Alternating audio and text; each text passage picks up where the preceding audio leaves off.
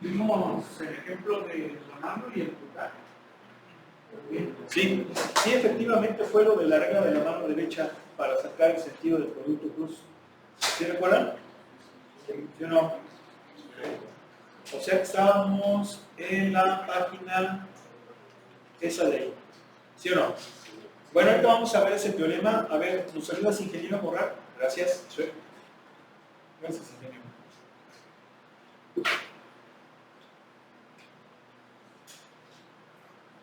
Dice teorema. Si θ es el ángulo entre A y B, y además θ es un ángulo mayor o igual que 0 radianes y menor o igual que pi radianes, entonces la intensidad o magnitud del producto cruz de A con B es igual a la magnitud de A por la magnitud de B por el seno del ángulo entre los vectores. ¿Sí? ¿Sí o no? Sí. Bien, ¿este teorema de dónde surge? Bueno, pues surge, aquí está la demostración, aplicando las propiedades del producto cruz y de la norma. Si se fijan, este producto cruz es un vector cuyas componentes son esta y esta. ¿Sí se acuerdan, verdad? Que hasta les dije, miren, para la primera componente jugamos con 2 y 3, segunda componente, ¿sí? Y les dije, miren, este es el negativo porque es el impar, este es el positivo porque es el par, ¿sale? Pero esto es el cuadrado de la magnitud o intensidad del producto cruz, entonces por eso es que sería la raíz cuadrada de esa suma de cuadrados, pero elevado al cuadrado se cancela. Entonces, si se fijan, aquí lo que hace el libro es desarrolla, luego agrupa ¿para qué? Para que le quede algo como esto. ¿Sí? O sea, fíjense.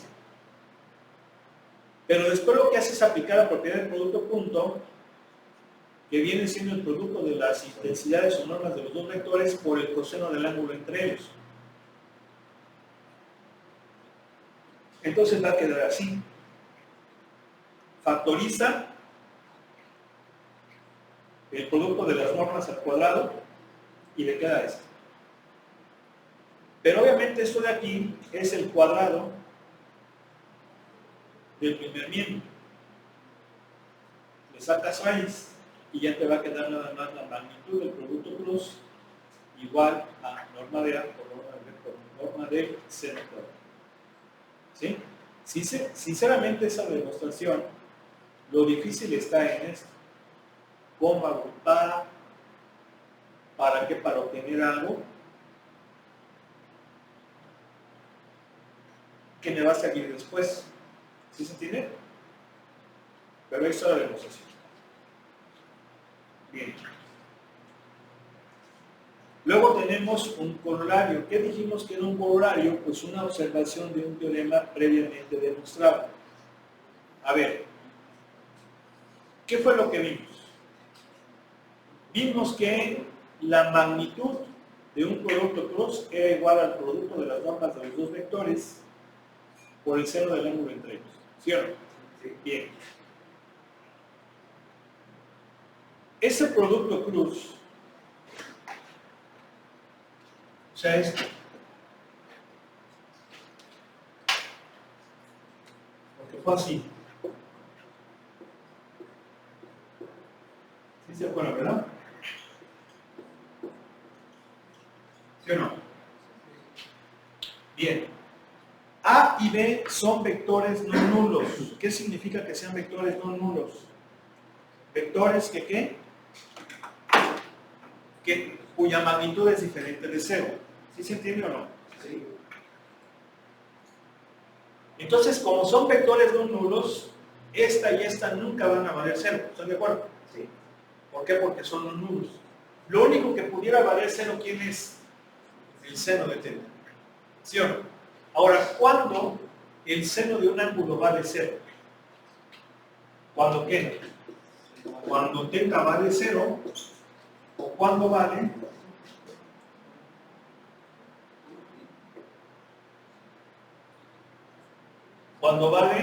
pi radiana, ¿sí o no? Sí. ¿Sí o no? Sí. Solamente cuando θ vale 0 o vale pi radianes, el seno vale 0. Claro, múltiplos positivos y negativos de ellos. Es decir, pi, 2pi, 3pi, 4pi, 5pi, 6pi, va a valer 0. ¿Sí o no? El seno. Pero también con los negativos. Menos pi, menos 2pi, menos 6pi, menos 4pi. ¿Sí o no? Pero estos son los más cercanos. ¿Por qué? Porque recuerden que aquí tenemos que analizar el argumento principal. Y ya dijimos que el argumento principal es un ángulo que está entre 0 y radian. ¿Sí están de acuerdo? Sí. Bien.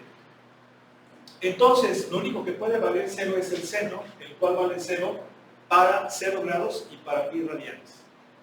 O 0 grados y 180 grados. Bien. Aquí lo importante es, entonces, si el ángulo es de 0 y 180, ¿cómo son los vectores? ¿Cómo son los vectores si el ángulo entre ellos es de 0 grados? ¿Sí están de acuerdo? O, ¿ok? O 180. A ver, lo voy a poner así. ¿Sí están de acuerdo? Sí. Aquí vale 180, aquí vale 0 grados. ¿Cómo son esos vectores? Paralelos. ¿Sí o no? Son paralelos. Entonces, ¿qué significa? Que si el producto cruz de dos vectores es 0, significa que son paralelos. Eso es lo que podríamos sacar como corolario. ¿Queda claro? Bien. Luego dice, la longitud del producto cruz de A con B es igual al área del paralelogramo definido por A y por B. Bueno, ¿cómo es esto? Pues también es un corolario, de hecho. Bien. Acabamos de ver. Es el corolario, acá está.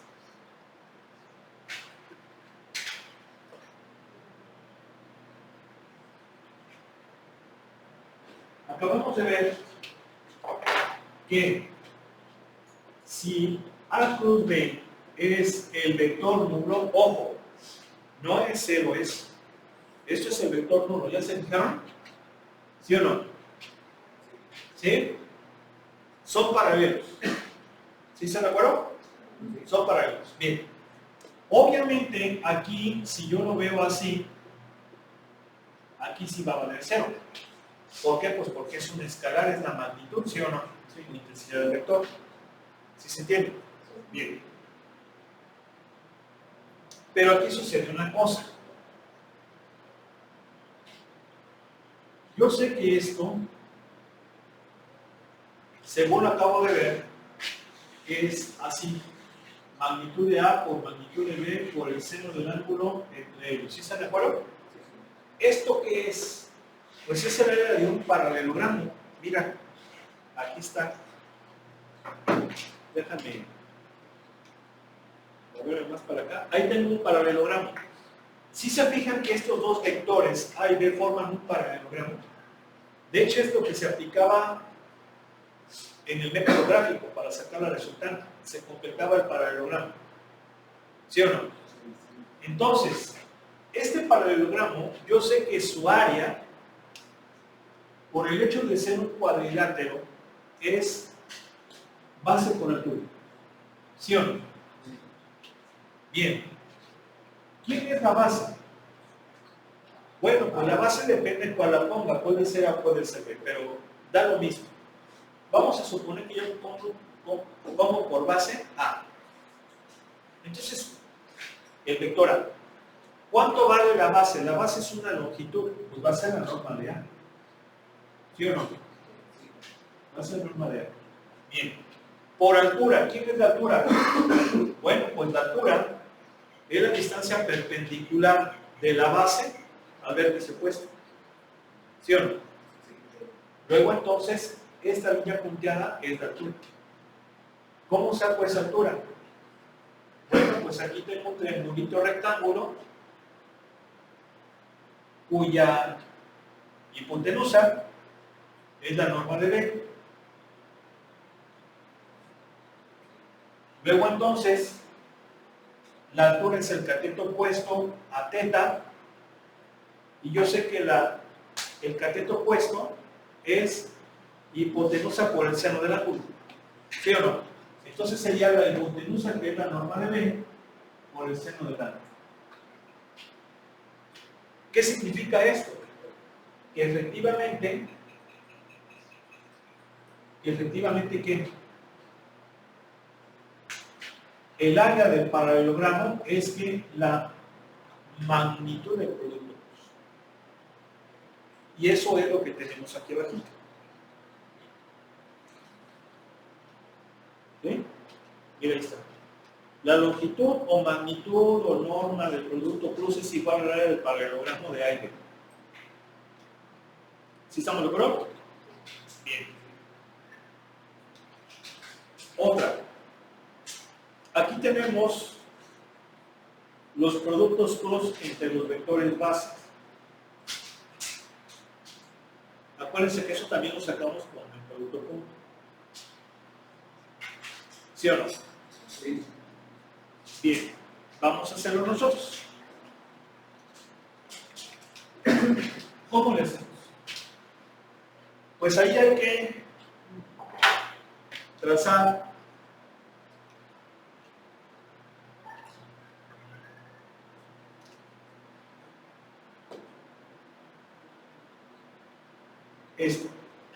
esto que se llama frame IJK o estructura o marco IJK. ¿Sí se recuerdan, no? No es el plano, no es el espacio cartesiano, sino que son los vectores base IJK. ¿Sí se acuerdan, no? ¿Sí o no? Sí. Ese es el orden. ¿Por qué es así el orden? A ver, ingeniero, ¿por qué es así el orden?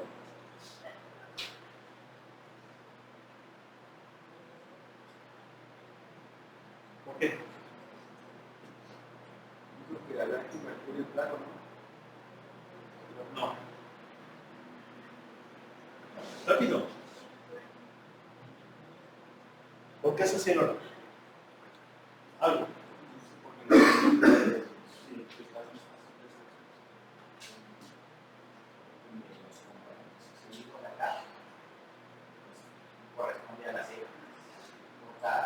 Corresponde a los ejes. Ya dijimos que es un sistema de derechas. I va en X, J va en Y, K va en Z. ¿No le hemos dicho eso? ¿Cuál es el problema? Ya dijimos que tiene que pensar evidente, no lo dijimos. No lo dijimos. Lo que es obvio. La obviedad es el primer paso para resolver un problema. Aguas. Y de hecho, eso lo dijo hasta el mismo Descartes. Acuérdense que él escribió la obra de El discurso del método, o el método cartesiano para encontrar la verdad. Que dicho sea de paso, tiene errores el método cartesiano. ¿Sí? Pero eran las 4 reglas. La regla de la evidencia. Aceptar como evidente aquello que es verdad. Bueno, perdón, aceptar como verdad aquello que es evidente. Luego venía la síntesis, análisis, síntesis y luego operaciones exhaustivas. Así eran los 4 pasos del método cartesiano. Hay que pensar en lo obvio. Precisamente el no pensar en lo obvio es lo que nos tiene de la patada. No solamente como país, sino como mundo. Estás viendo ahí que se ponen a hablar puras tonterías y no piensas en lo obvio. Estamos mal. ¿Sí? Se ha perdido el sentido común. Porque el sentido común es aquello que lo obvio, lo que es obvio, es un primer paso para analizar lo obvio, el sentido común, sí o no. Ya no hay sentido común. Aguas. ¿Sí? Cuidado. ¿O me estoy equivocando? No.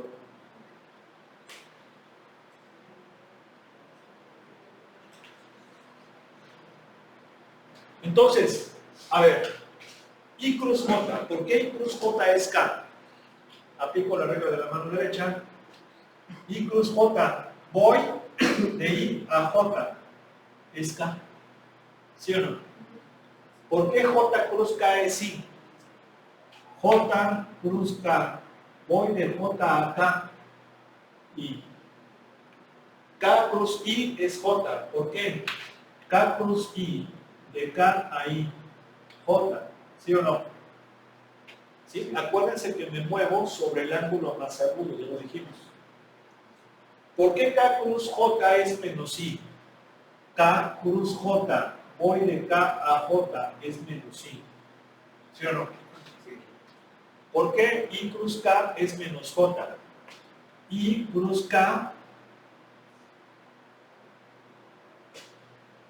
es I cruz K.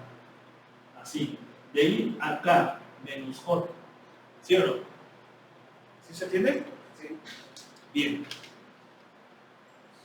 Una cosa muy importante, el producto cruz no es conmutativo, mientras que el producto punto sí lo era. A punto B es lo mismo que, a ver, A punto B es B punto A, ¿sí o no? Pero A cruz B no es lo mismo que B cruz A, ¿sí? A cruz B es menos B cruz A, ¿sí? ¿Sí? Aquí si quieren le pueden poner paréntesis o no ponerse. ¿Sale? ¿Oigo? Sí. Bien.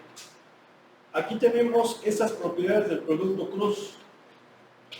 Dice, si A, B y C son vectores y C es un escalar, entonces, vean, ahí tenemos 6 propiedades. Vamos a comentarlas rápidamente. ¿Dónde está? ¿Dónde está? ¿Dónde está? Ya cerca. A ver. Vean. Vean. Acá está. No. ¿Y aquí?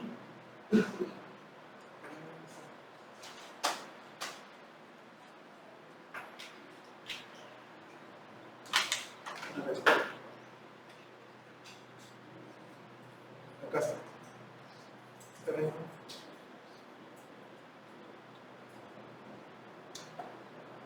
¿No está por ahí debe ser?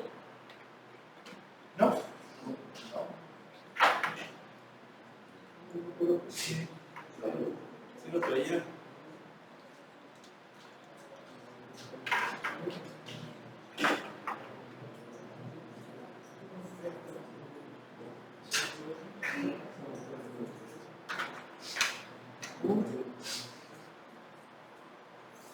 ¿Dónde quedó?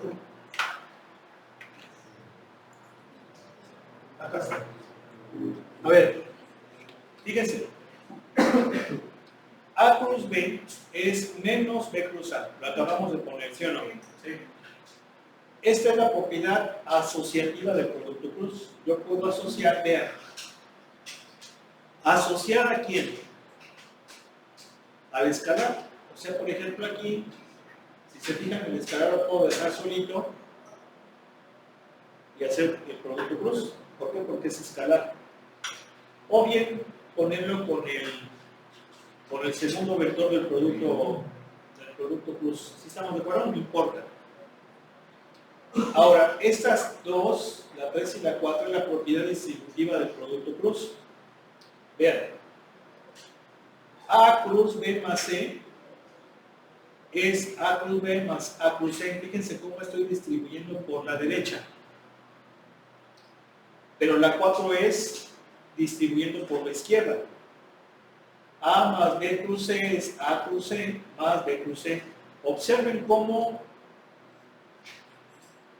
el orden de los vectores no cambia. Vean, A, B, C, A, B, A, C. O sea, el primero es A, siempre. Aquí, por ejemplo, el último es C, no cambia.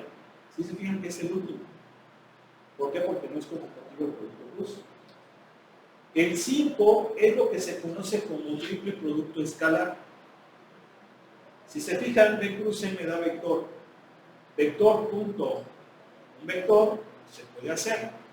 Ahora, noten cómo aquí, en un triple producto escalar, así se llama triple producto escalar. ¿Por qué triple producto? Porque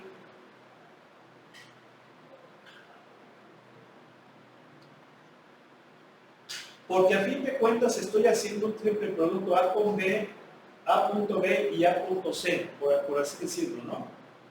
¿Sí? Es un triple producto, aunque pareciera que son dos, pero así se conoce. Ahora, vean cómo yo puedo cambiar el orden del producto y esto no cambia el resultado. Aquí es A.B cruz C, acá es A cruz B punto C. Pero noten cómo el orden de los vectores no cambia. Primero es A, luego B y luego es C. Sin embargo, el producto se puede cambiar. ¿Sí? Y el sexto es un triple producto vectorial. Vean. ¿Por qué este es un producto, un producto escalar, un triple producto escalar y este es un triple producto vectorial? Porque el resultado de esto es un escalar, ¿sí o no? Mientras que de esto es un vector. ¿Sí estamos de acuerdo? ¿Algo? Sí. Bien. Bien, aquí están los triples productos. Triple producto escalar, ¿sí se acuerdan que lo acabamos de ver? Y lo que estamos viendo aquí es que este triple producto escalar también se puede calcular o obtener con un determinante. Solo que los renglones, el orden de los renglones van a obedecer al orden del vector en el producto punto. ¿Sí? Primero es A, luego B y luego C. ¿Sí? Ese es el triple producto escalar. ¿Para qué me sirve el triple producto escalar? Bueno, pues tiene varias aplicaciones. Una de ellas es que podemos encontrar el volumen de un paralelepípedo cuyos dados están determinados por esos vectores. Un paralelepípedo es un sólido.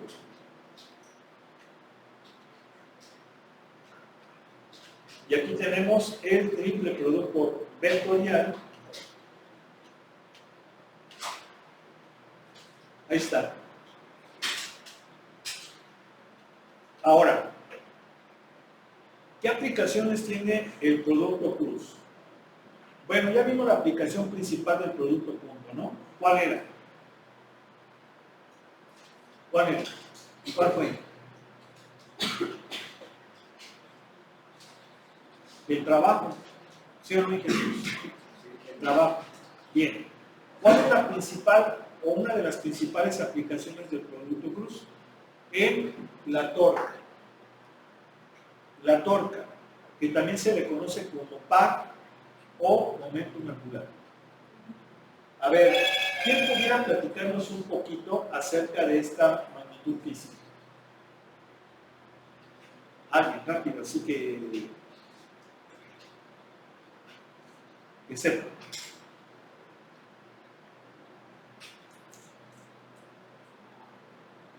¿Sabe? ¿Alguien?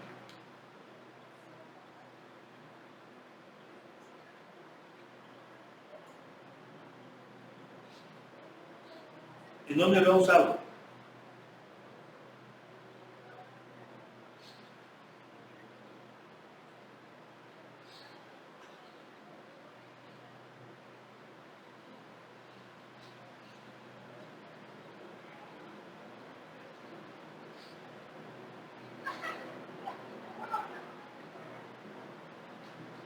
¿Estoy esperando?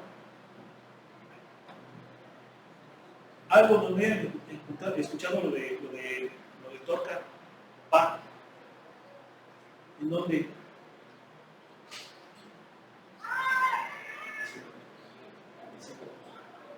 Física. Bueno, en física, pero algo más fuerte, ingeniero. ¿De qué manera? Algo que recuerdes, por favor. Sí, o sea, me parece que relaciona la distancia que está entre un punto que está girando y otro donde se está ejerciendo una fuerza para que una palanca, por ejemplo, pueda girar. Sí, efectivamente. A ver, Lucas. Por ejemplo, podría aplicarse en un caso real como en un cambio de llave con la palanca que le hace fuerza. Sí, miren, la torca o par, bueno, se llama torca o momento angular, es la acción de una fuerza sobre una palanca. Y esa fuerza lo que le hace a la palanca es girar, ¿sí? Girar. Y también se le conoce como par porque un par de fuerzas en sentido contrario de la misma intensidad ocasionan un giro, ¿sí o no? Un giro, una rotación. Bien, pues un par o torca es eso, la capacidad que tiene una fuerza de girar una palanca en un punto. ¿Sí? También por eso se le conoce como momentum angular. ¿Por qué? Pues porque va a depender del ángulo con que la fuerza interviene en la palanca para girarlo más o menos fuerte. ¿Sí? Entonces, esto del par es muy importante. Su compañero nos está dando un ejemplo muy sencillo. Cuando tú vas a quitar, por ejemplo, un ring a tu coche, ¿sí? En muchas ocasiones es muy difícil, ¿sí? Muy difícil quitar los birlos, bueno, los tornillos de los birlos, ¿verdad? Sí, se llaman birlos. A ver, los birlos son los... Es que depende, porque en algunos sí son del tornillo y hay otros donde está tuerca. ¿Sí? Sobre todo los coches sí son los birlos. Entonces, a veces es está muy duro y rompes hasta la llave, no se te la barres. Pero si tuvieras una llave con brazos más largos, porque le hagas así, luego ya la moviste, ya la hiciste. ¿Por qué? Porque los brazos de la palanca son más grandes. ¿Sí están de acuerdo? ¿Sí? Y es esto, se relaciona mucho con la palanca. Tú, por ejemplo, tienes una palanquita y tú puedes levantar un gran peso. ¿Sí qué?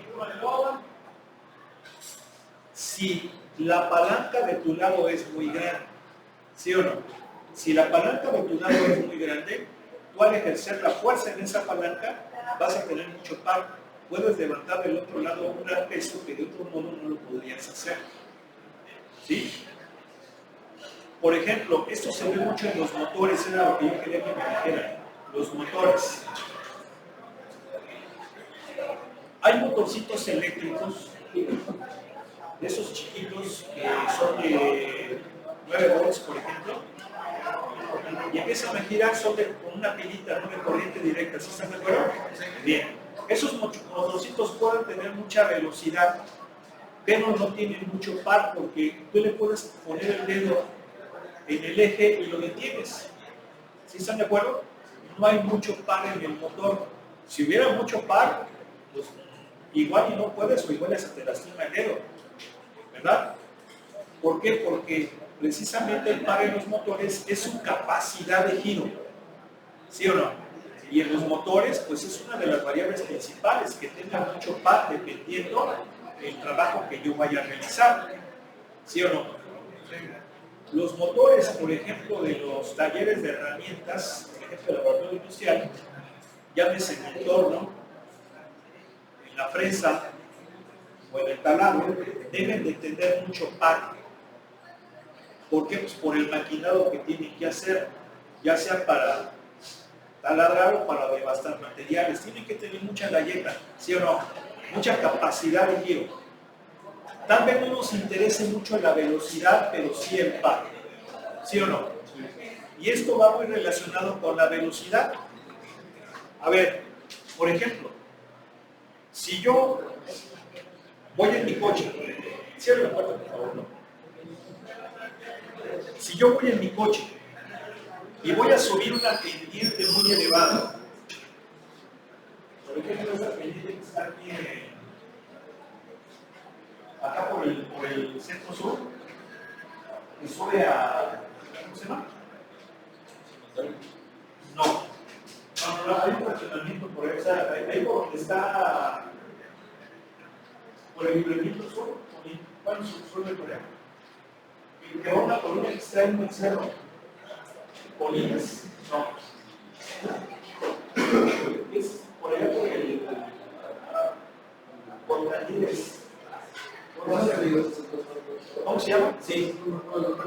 Está una subida bien pronunciada. Bueno, antes era la del Campanario, nada más que ahora ya, bueno, la que yo iba no más de Marqués.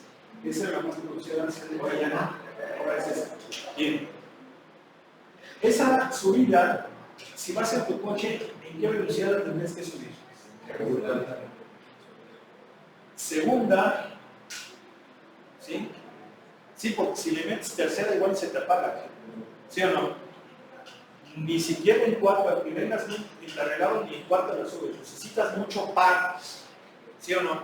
Para subir la pendiente. ¿Por qué? Porque en segundo, incluso pues sí, segunda o en primera, dependiendo cómo pongas, ¿sí? Vamos a dejarlo en segunda. ¿Qué pasa en segunda? En segunda la velocidad es poca, ¿sí o no? La velocidad es poca, pero hay mucho par. Y eso te permite subir. En quinta hay mucha velocidad, pero hay poco par. Por eso quinta lo utilizo en carretera, ¿sí o no? Bien, pero ¿por qué ahí tienes que utilizar segunda? Porque se necesita mucho par para que tú subas el vehículo. ¿Y por qué? Porque todo motor tiene una potencia nominal. Potencia es trabajo sobre tiempo. Y trabajo es fuerza por distancia sobre tiempo. Entonces, distancia sobre tiempo es velocidad. Fuerza por velocidad. Un motor no te va a dar jamás más potencia de la que es capaz de desarrollar. Eso quiere decir que tú juegas con la fuerza y la velocidad. Si aumentas fuerza, bajas velocidad. Si aumentas velocidad, bajas fuerza. Entonces, ¿qué pasa tú para que puedas subir mucha fuerza, mucho par? Tienes que bajar la velocidad. De otro modo se te apaga. ¿Sí? Bien, ¿y por qué estamos hablando de aquí de par? Porque es fuerza que actúa en la llanta, que es la palanca, el equivalente, ¿no? Continuamos el día de mañana, que pasen buena tarde, porque ya se nos acabó. Vale, vámonos.